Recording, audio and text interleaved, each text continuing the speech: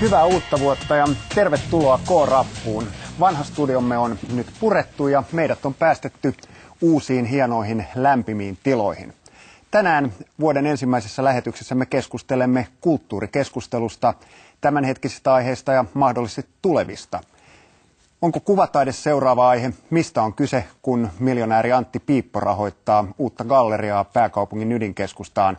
Tästä kertomassa galleristi Pilvi Kalhama. Me katsoimme seuraavan kotimaisen ensi-iltaelokuvan Tummien perhosten koti ja otimme selvää, mistä elokuvan nuoret näyttelijät löydettiin rooleihinsa. Mutta aluksi tämän hetken kuumimpaan keskusteluun. Mukana aihetta hämmentämässä entinen kriitikko, nykyinen kustannuspäällikkö Hannu Harju ja mies keskustelun polttopisteessä, valtiosihteeri Risto Volanen. Tervetuloa minunkin puolestani ja oikein hyvää loppuvuotta kaikille teille. Risto Volanen, miksi ihmeessä työnsit lusikkasi Smedsin pakkiin? No, olen koko ikäni vastustanut väkivaltaa kulttuurissa sekä kaupallisessa että poliittisessa kulttuurissa. Ja kun sitten pari viikkoa Jokelan ampumisen jälkeen tai tapahtumien jälkeen kuulin ja luin, että maan päänäyttämöllä ammutaan tasavallan presidentin ja ministereiden ja monien kulttuuri-ihmisten hahmoja, niin rupesin ihmettelemään, että mitähän tässä tällä kertaa oikein tapahtuu. No etkö sä ymmärrä, että teatteri on teatteria, ei siellä oikeasti ammuttu? Kyllä, teatteri on viestintää siinä, missä televisiokin ei täälläkään oikeasti ammuta, mutta kyllä se kaikki on kuitenkin osa ihmisten elämää ja kulttuuria, mitä tapahtuu. Helsingin Sanomat on ylläpitänyt tätä keskustelua tästä Smedsin tuntemattomasta sotilaasta. Siitä on kirjoitettu ehkä vielä enemmän kuin Yleisradion tilanteesta, vaihtuvista tilanteista. Oliko tämä sinun yleisöosastokirjoituksesi tilattu kirjoitus? Ei ollut. Tämän tapahtumaketjun jälkeen, kun kuulin tästä tuntemattomasta kansallisessa, rupesin tutkimaan vähän ympäristöä. Ja paradoksia on se, että minä en kirjoittanut tuntemattomasta juuri mitään siinä tekstissä, mutta sitten ruvettiin moittimaan, että olin tuntematonta arvostelu ilman, että olin nähnyt sitä. Ilmeisesti kysymys oli myöskin siitä, että monet sanovat näin, koska eivät ole kunnolla lukenut sitä juttua. Siinä oli 3 viittausta kyllä tuntemattomaan, mutta 2 niistä viittausta tuli itse asiassa Helsingin Sanomien toimituksen toivomuksesta siihen mukaan. Eli sillä lailla kuitenkin tilattu juttu? No, lähetin sen jutun ja siihen tuli sellainen kommentti, että voisiko hieman skarpata sen tuntemattoman suuntaan, että yleisö ymmärtäisi, mistä on kysymys. Kuka on tämä Risto Volanen, joka on saanut suomalaisen kulttuurieliitin, kulttuurihenkilöt aivan kertakaikkiaan takajaloille? Tämän puoluekokouksen aikana on ollut monia olennaisia keskustelun teemoja. Keskustelun herättäminen tai asioiden vastakkainasettelu ei ole pelottanut Risto Volasta koskaan. Lapsuudessa Kypärämäen työläiskaupungin osassa Jyväskylässä kilpailivat sieluista pioneerit, Nuoret Kotkat ja NMKY. Urheiluseuran nimi oli Toverit, mutta Volasilla kannatettiin Kekkosta. Pellervolainen henki oli läsnä kotona. Politiikka kiinnosti filosofiaa harrastavaa teiniä ja Helsingin opiskelijapolitiikka innosti. Maailmanlaajuinen opiskelijakuohunta rantautui, Volanen osui sen keskipisteeseen, vaikka vanhan valtaus olikin katketa särkyneestä ikkunasta seuranneeseen pahaan mieleen. Suuri tapahtuma oli retki Itä-Berliinin nuorisofestivaaleille, jossa tutustumme niihin nuoriin, jotka toimivat tämän maailman ongelmien ja vaikeuksien ratkaisemiseksi.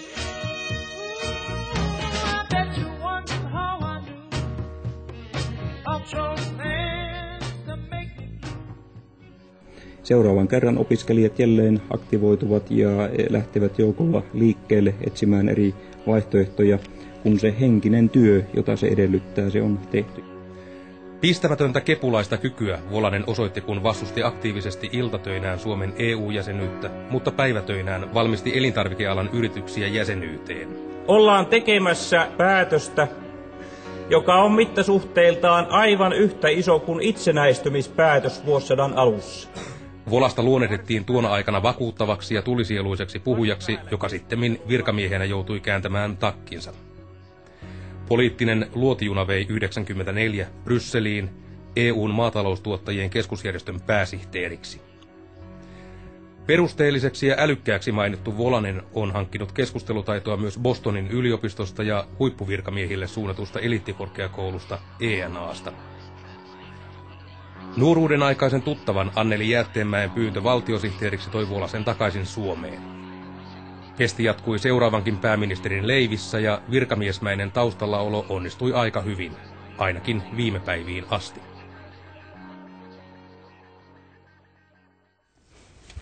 Yllätyitkö siitä rajuudesta, mitä tuo kirjoituksessa sai aikaan?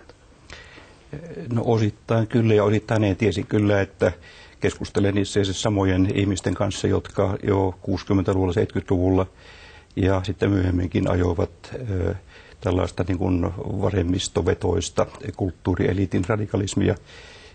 Ja arvasin kyllä, että takaisin tulee, mutta sehän kuuluu tämmöisen demokraattisen maan keskusteluun. Eli halusit vähän niin kuin virkistää tätä keskustelua? Niin. No kyllä se sisältö tietysti tärkeintä on, että nyt meillä on uudestaan nousemassa tällainen itse asiassa poliittisesti motivoitu väkivalta-teema esille. Ja se on nyt hyvä katsoa, mitä siinä tulee, ja uskon, että kuitenkin demokratia ja sivistys tässä voittaa tälläkin kertaa. Tervetuloa, Hannu Harju. Sä olet kustannuspäällikkö tällä hetkellä, aiemmin teatterikriitikko. Joko Smedsin kanssa olet neuvotellut kirjan kirjoittamisesta tästä tuntemattomasta sotilasta? Me ollaan itse asiassa julkaistu Smedsin teatterifilosofiasta yksi kirja, kätketty näkyväksi tuossa muutama vuosi sitten, mutta ei tästä ollut tällaista ollut puhetta. En ole ohjaaja Smedsin kanssa puhunut tästä esityksestäkään. Mä mielenkiinnolla seurannut tätä.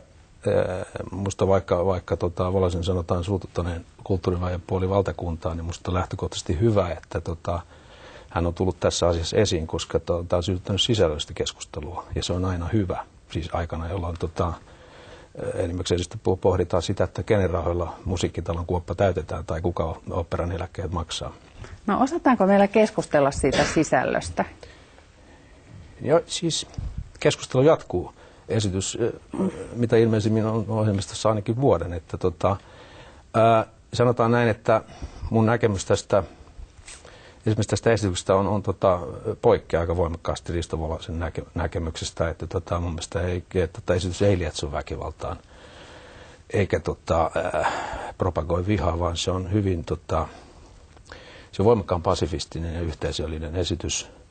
Se on aina problemaattista sellainen, että se, että käsitellään esimerkiksi väkivaltaa tai rasismia ilman, että kuvaa sitä, että kuvaa esimerkiksi rasistista henkilöä, mutta jos sen irrottaa sieltä jonkun repliikin yksittäiseksi asiaksi, se ei ole teoksen ominaisuus, vaan se on... No, teillä on nyt oivallinen tilaisuus keskenään mitellä tästä asiasta. Sä olet ehdottomasti koet niin, että se väkivalta, jota tässä tuntemattomassa on tässä versiossa, niin se synnyttää väkivaltaa?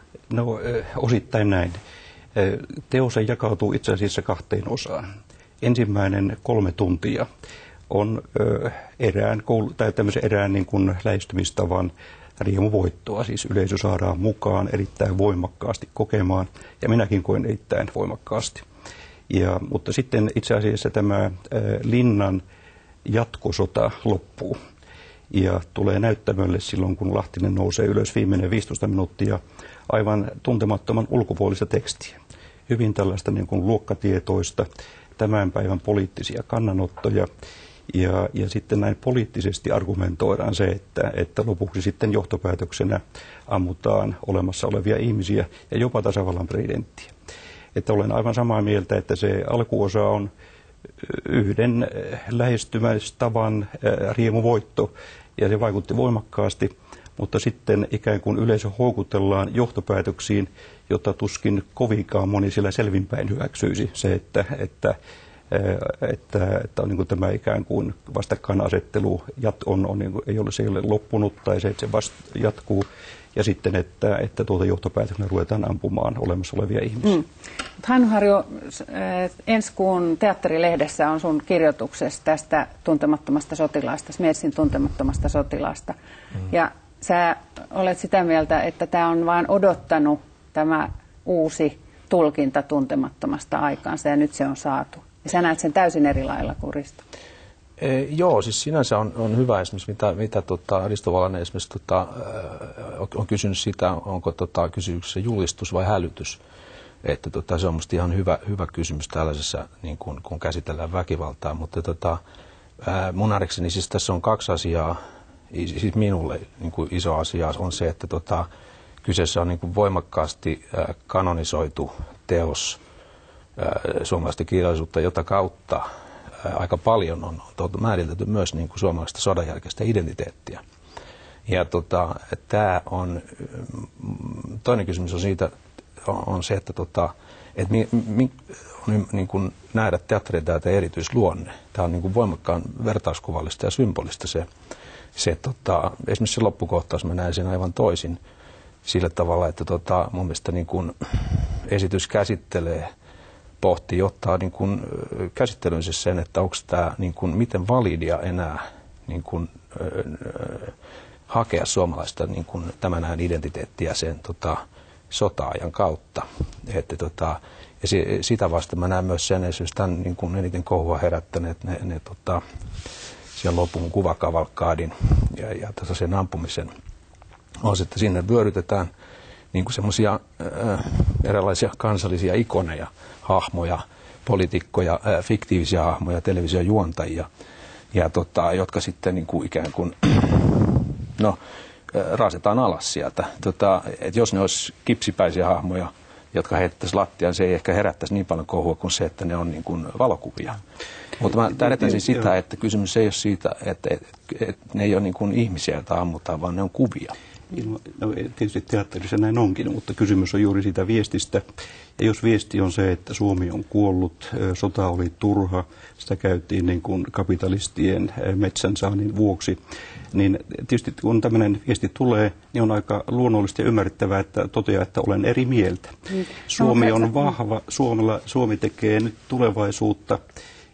Ja kaikkea muuta kuin tasavallan presidentti tai ikään kuin symbolisesti maan johto, demokraattinen johto ansaitsee kaikkea muuta kuin tulla symbolisesti ammuttua. No mutta nyt olet nähnyt tuon esityksen ja lehtitietojen mukaan lähdit sieltä itkien ja sitten esityksen jälkeen tehdyssä radiohaastattelussa voi myöskin kuulla, että liikutut siinä, kun puhut ja kerrot kokemuksestasi siitä. Mitä sä oikein itkit?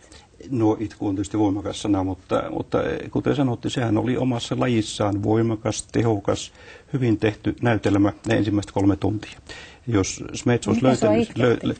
No, se mikä siinä oli niin kuin yhdessä kohdassa harmitti, että kun tuossa viitattiin alussa tähän minun filosofiseen taustaani, silloin kun minä etsin filosofista tietäni tai aatteesta tietäni, ihmisen esineellistäminen oli oikeastaan pahan alku. Ja se oli ikään kuin tämmöinen niin kuin laajempi harmi siitä, että ihminen yleensä voidaan esineellistää, koska ihmisen tulee olla ihmiselle ihminen. Siis etsin tässä voimia rakkauden, sivistyksen ja demokratian puolesta vihaa ja väkivaltaa vastaan. Ja tässä tuli mahdollisuus argumentoida tämä. Ja kuten sanottu, niin varmaan on kaikille hyvä, että katsomme, että mikä tämä johtopäätöstulkinta on. Itse olen rakkauden, sivistyksen ja demokratian puolella vihaa ja väkivaltaa vastaan. No, jatketaan keskustelua siitä, että mitä taiteella voi ja pitää tehdä. Voiko kulttuuri vaikuttaa, saako se vaikuttaa ja pitääkö sen vaikuttaa? Kysymme tätä näyttelijä Kari Väänäseltä ja hänellä on selvä käsitys tästä asiasta. Tervetuloa. Todellisuus. Periaatteessa jokainen ihmisen tekohan jollakin lailla inhimilliseen kulttuuriin vaikuttava. Ja taiteellinen teko vielä näkyvyyden vuoksi paljon vaikuttavampaa. Eli kyllä kaikki taide on merkittävää. Tavalla tai toisella. Jotut vähemmän, jotut enemmän.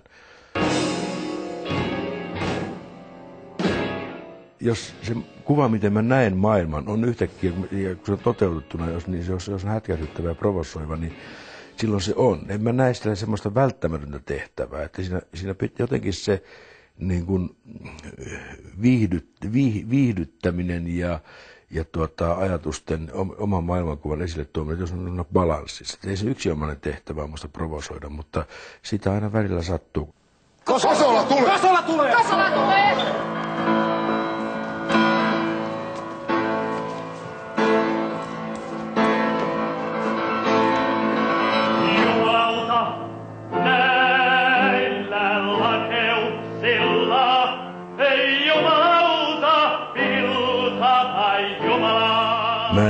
osaa tuosta tuntemattomasta sanoa, kun en ole sitä nähnyt. Mutta tasaisin väliajoinhan keskiluokka tarvitsee hätkäyttäjän. Ja siihen sitten aina niin kuin joku ihminen ikään kuin kypsyy.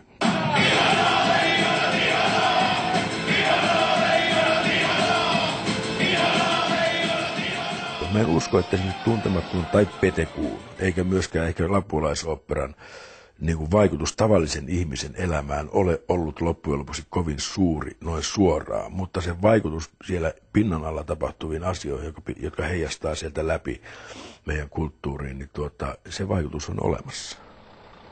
Kari Väänänen on ollut viime aikoina esillä paitsi taiteilijana, niin myös yhteiskunnallisena vaikuttajana, lausuessaan suoria mielipiteitä tulevan kotipaikkakuntansa Kemijärven tapahtumista.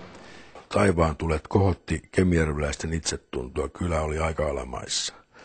Ja yhtäkkiä niin kuin ihmiset huomasivat, että hei, että mehän ollaan Suomen kartalla taas ja kuinka kauniilla paikalla meidän kotikaupunkimme sijaitsee. Ihmisten itsetunto ja taistelutahto nousi. Ja siihen sattui samaan aikaan tämä junakapina, joka voitettiin. Ja sitten nyt tuli tämä tehdas, ihmiset on antanut periksi. Kyllä se vaikuttaa. Hyppääpä likka kyyti, niin pääset hommiin. No alkaa vuorovassa tunnin päästä. Tule nyt vaan ja äläkä käkätä siinä. Junnin määräys, kamppees on tuolla perällä. Pidä minulle tämä 6. Mä tuun hakemaan, kun mä pääsen töistä. Sitä mä aion jatkaa kertomalla tarinoita niistä ihmisistä, jotka asuvat Kemijärven kaltaisessa paikassa, niistä iloista ja suruista ja niistä yhteisöllisistä ongelmista ja ilonaiheista. Ja mä koen sen hyvin arvokkaana.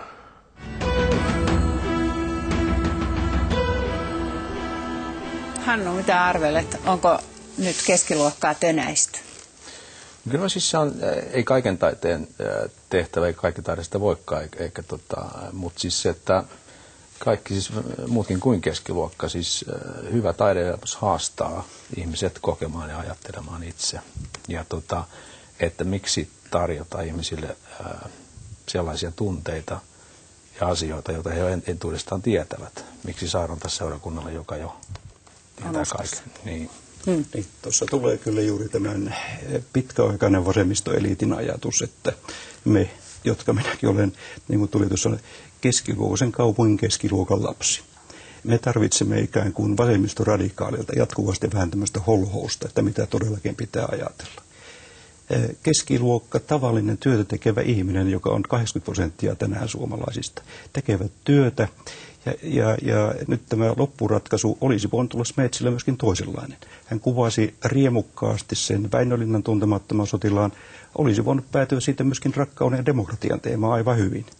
Ja hän päätynyt tähän niin kuin ampumisen, ikään kuin väkivallan teemaan. Ja vaihtoehto, keskiluokan vaihtoehto on kyllä tässä maassa demokratia, yhteistyö ja vastakohtien vähentäminen, eikä niiden kärjistäminen, kuten tämä loppuvaihtoehto tuossa oli. Eli alkuosa aivan vahvaa teatteria, loppuosa kerta kaikkiaan ikään kuin, niin kuin uusi jatkosodasta tämmöiseen luokkasotaan suuntautuva, mitä toinen vaihtoehto olisi ollut tehdä se toisinpäin. Ja Smetsille itse asiassa ehdotinkin tätä hänen erittäin asialliseen ja hyvään kommenttiinsa, että samalla ammattitaidolla voidaan myöskin puolustaa kyllä yhteistyötä, rakkautta, demokratiaa, ja siihen häntä nyt kutsusin tässä myöskin näissä kommenteissa. Ihan hippi. Mä tiedän, siis mä en näe holhouksena. Siis yksi asia, mihin me kiinnitin huomiota Risto Volaisen puheenvuorossa on se, että hän kaipasi tähän esitykseen tällaista vastavoimaa, että esitys olisi moraaliton, koska se esimerkiksi ei ikään kuin osoita ja tuomitse sitä esimerkiksi sellaista niin kuin tätä käsittelemäisen väkivaltaa. Musta sellainen niin kuin mustavalkoinen tendenssitaide kuuluu just siihen aikakauteen, jonka taiteesta Risto Valainen puhuu. Se on musta tämän ajan taiteen piirre on enemmänkin siis sellainen, että uskalletaan jättää niin kuin asioita katsojan ajateltavaksi. No jos viha ja väkivalta tänä päivänä, sitä käytetään sitä varten, että sillä kerätään hirveät määrät rahaa. Niin mikä on ollut sitten pontimena? Tuossa ohimennen tuli näitä viime vuosikymmenten kulttuuriskandaaleja. Mikä niissä on ollut? Ideologiako niissä on ollut vai? No itse asiassa meillähän tämä marksilaistaustainen brehtiläinen teatteri meni nurin siinä 80-90-luvun lopulla. Sen jälkeen tuli tämä niin sanottu Jumalan teatteri, sitten tuli Turkan teatteri. Ja tässä on niin kuin aika nerokkaasti kyllä käytetty tämmöistä artoolaista, tämmöisen niin kuin väkivallan teatterin keinoja, koska se sopii hyvin sodan esittämiseen. Mutta vielä näistä niin kuin vastavoimista. Jos lähdetään klassiseen draamaan, siis siihen, mihin länsimainen poetiikka, Aristoteleen poetiikka perustuu, niin kyllä siinä perusidea on siinä, että toimitaan, tehdään virhe tai traaginen erehdys ja sitten nähdään, mitkä sen seuraukset ovat. Ja tarkoitin tätä tämmöistä klassisen draaman muotoa, joka on tärkeä osa meidän kulttuuriamme. Se kyllä sietää myöskin tällaisen, mutta se, että tekee jotakin, ehdottaa jotakin ja sitten sanoo, että loppu ei kuulu minulle, niin se on vähän sama kuin kaupallisessa televisiotoiminnassa. Ammutaan, räiskitään, houkutellaan rahaa, suuria yleisöjä väkivallalla. Sitten sanotaan, että ei kuulu sitten vaikutukset meille. No kaipaako SMED sitten semmoista sosiaalidemokraattista Suomea? En mä usko, mä en näe niin, että tässä kärjisteltäisiin näitä se, että niitä osoitetaan ja havainnollistaa tietyn tyyppiset rintamalinjat tai ylä- tai alaluokan suhteet toimivat tai että yhteiskunta on hierarkkinen, sotilasyhteisö voi olla pienoisyhteiskunnan kuva. Ja ei se tarkoita sitä, että lietsottaisiin näitä ristiriitoja. Onko taiteilijat sitten jotenkin tilivelvollisia poliitikoille? Ei tietenkään. Olennaista on se, että kun taide on ja se tulee olla, on hyvä, että se on osa yhteiskuntaa, niin ei sitten pidä loukkaantua, jos sitten yhteiskunnassa elävä ihminen kommentoi sitä. Tämä on ihan luonnollinen osa tätä meidän keskustelua. Ja kuten sanottu, on silloin lupa kommentoida sekä hyviä puolia että huonoja puolia. Ja jos nyt sanotaan, että tämä ei niin kärjistä, niin miten sitä nyt muuten voisi kärjistää, kun ruvetaan ampumaan tasavallan presidentti, joka on vielä naispresidentti, ministereitä. Jos vastaavallinen temppu tehtäisiin vaikka Englannissa tai Yhdysvalloissa, että ammuttaisiin kuningatar Elisabeth tai presidentti Bush näyttämöllä, niin veikkaisin, että se ei ihan ilman murinoita menisi. No, kun kysymys on kuitenkin tuntematon sotilas, jossa kysymys on sotilaat, joille se kivääri on aika keskeinen työkalu jälleen. On aika luontevaa, että siinä esityksessä se kuvan kaataminen tai näiden ikonien kyseenalaistaminen tehdään asein. Kyllä. Mainitsit tuon amerikkalaisen. Kävin hiljattain katsomassa Mainion Dylan elämänkerta-elokuvan, jossa sitä kohtaa, kun Bob Dylan vaihtaa akustisesta sähkökitaraan, kuvataan sillä tavalla, että soittajat kääntyy katsojia, kuulijoita kohti ja ampuu konepistoleilla. Ei kukaan kuna päivänä näe sitä niin, että nyt tässä ammutaan yleisöä, vaan se kuvaa sitä tunnetta. Tuolta tuo tuntuu, kun te olette molemmat nähneet, meillä on aika loppuun, että te olette molemmat nyt nähnyt sen kouluarvosanoilla. Minkä annat Tuntemattomalle? Ensimmäinen todellinen Tuntematon 9+, toinen tämä luokkasota 4-. Kyllä, se on ihan siis parasta teatteritaidetta, mitä tällä hetkellä Suomessa, mitä ilmeisimmin nähdään. Kyllä se jossain ysin hujakoilla on.